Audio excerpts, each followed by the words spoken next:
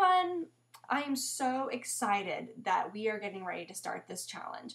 I cannot wait to help you reach your health and fitness goals, and I want to be with you on this journey.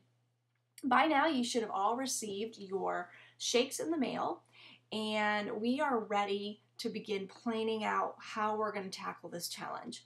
So I sent each of you a customized meal planner, a menu for the week to map out your meals, and a grocery list.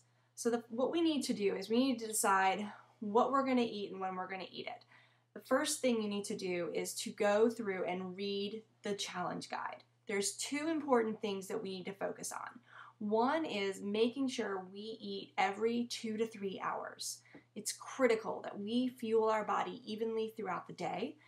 And I know that, a lot of you are like, my gosh, Amanda, 2 to 3 hours, I'm not hungry after 3 hours. I just had my snack and I'm not hungry. I want you to eat something anyways. I want you to have your lunch. That's the point. If you're not starving, you're not going to have a huge portion. You're going to have a normal size portion. However, if you wait 4 hours or 5 hours, by that point, you're going to feel like you're starving. And so you're going to eat a lot more. So 2 to 3 hours, you need to be eating. The second thing we need to focus on is our water intake. Many of us go throughout the day dehydrated. I'm going to get a little personal here.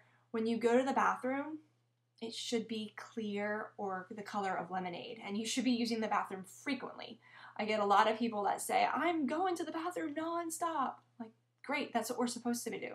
I know as moms, we typically don't think we have time to use the bathroom every 30 minutes, so we don't drink because we don't want to have to keep stopping to use the bathroom. But that means we're running around dehydrated, and I am not going to say that I am this expert person who's constantly hydrated, because I am not. It's something I have to constantly work on. But we need to think about drinking 24 ounces at least before each meal and each snack. We want to give our body about 30 minutes in between when we finish drinking our water and when we eat our first meal. So what I like to do is start off my day. I have a water bottle next to my bed. When my alarm goes off, I drink 24 ounces of water. I almost chug it, but I get it down. And then I wait 30 minutes and I eat breakfast, or I'll go get my workout in and then I'll eat breakfast. From there, you want to kind of keep on that same schedule throughout the rest of the day. So 24 ounces of water before your snack, before lunch, before your next snack, and before dinner. That way we know we're getting in lots of water. Our body is going to send the same signals to our brain and to our stomach when we're hungry and when we're dehydrated. Most of the time, though, we think that we're hungry, so then we reach for more food, but we're really just thirsty. So if we could just make sure we're drinking water, the feeling that we need to eat is going to go away. We won't feel so hungry all the time. Okay, so we've read through the meal plan. We know we're going to have our meals 2 to 3 hours apart, and we're going to drink 24 ounces of water before every meal. Now we have to look at our menu and we have to decide, what are we going to eat? When are we going to eat it? The best thing to do is kind of look at Shakeology and say, when is Shakeology going to work best for me? Am I going to have it for breakfast? Am I going to have it for a lunch? I tend to tell people not to drink it for dinner because it's loaded with vitamins, and a lot of times people have a hard time settling down and getting to bed on time because they're just full of energy. I love to drink mine for lunch. It works best for me. I'm on the go a lot in the middle of the day, or when I'm at home. I'm by myself and my kids are at school, so I'm not making a lunch for them, and I don't really want to make a big mess of my kitchen making a lunch for me. So having it for lunch helps me, and I also like to start my day off with breakfast. But you may be rushing out the door for breakfast, and a shake is what you need. So figure out when you're going to have your shake. Then go through your menu and have your grocery list kind of right next to you, and plug in what you want to have for your breakfast, your snack, and your dinner. I keep things simple. I eat the same thing for breakfast pretty much every day. I like to have eggs with some vegetables and maybe some fruit on the side. I have a Larabar for a snack in the morning. I'll have a shake for lunch. I'll have carrots and hummus for a snack in the afternoon, and then I'll switch things up for dinner.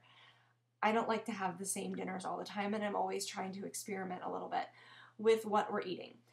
Generally, if we have any leftovers with dinner, the boys get that for lunch, or my husband brings it for lunch, and that's kind of where we are.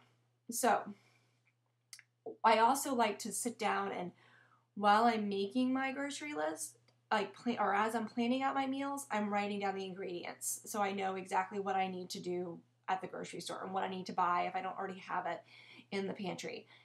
Now you have your menu planned out for the week, because I always just go week to week. I do it every Sunday. And you should have your grocery list. It's time to hit the store. Stick to your list. Keep what you're having for your snacks the same as what the kids are having for their snacks. It's not going to hurt them. They don't really need to be eating goldfish anyways. So if you don't have the goldfish in the house, you're not going to eat it. And I know as a mom, it's so easy to just grab a couple handfuls of goldfish, grab a fruit roll up, grab some yummy fruit snacks or whatever it is. Don't buy it. They can have a Larabar or an apple or hummus and carrots, whatever. Keep it the same. The same with dinner. Just try to keep everything easy and simple. And besides, if there isn't junk in the house, you're not going to eat it. You will not, most likely you are not going to go drive to the grocery store and get a bag of Doritos or a candy bar or ice cream or cookies because you feel like you need to eat them. However, if they're in your pantry, that's fair game, so just stick to the list.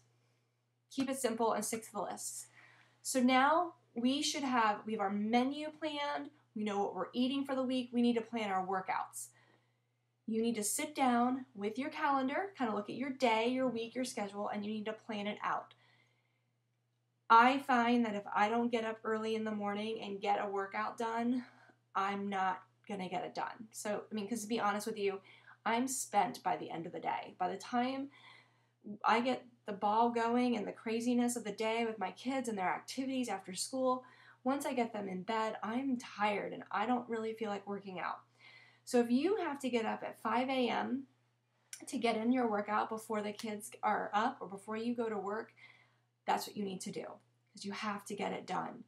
If you wait to the end of the day, you're going to come up with all these excuses.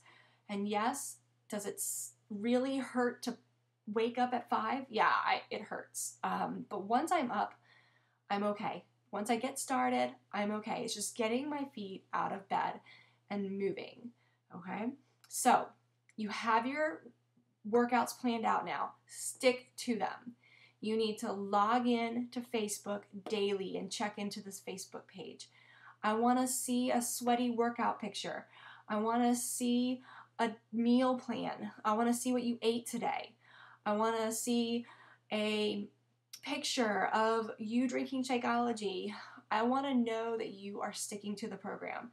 This is how I'm going to be able to make sure you're staying accountable, and this is how I'm going to motivate you. You can do this. You have to believe in yourself, but you can do this, and I am ready to do it with you. Have a great day. I'm super excited for this challenge. You've got it.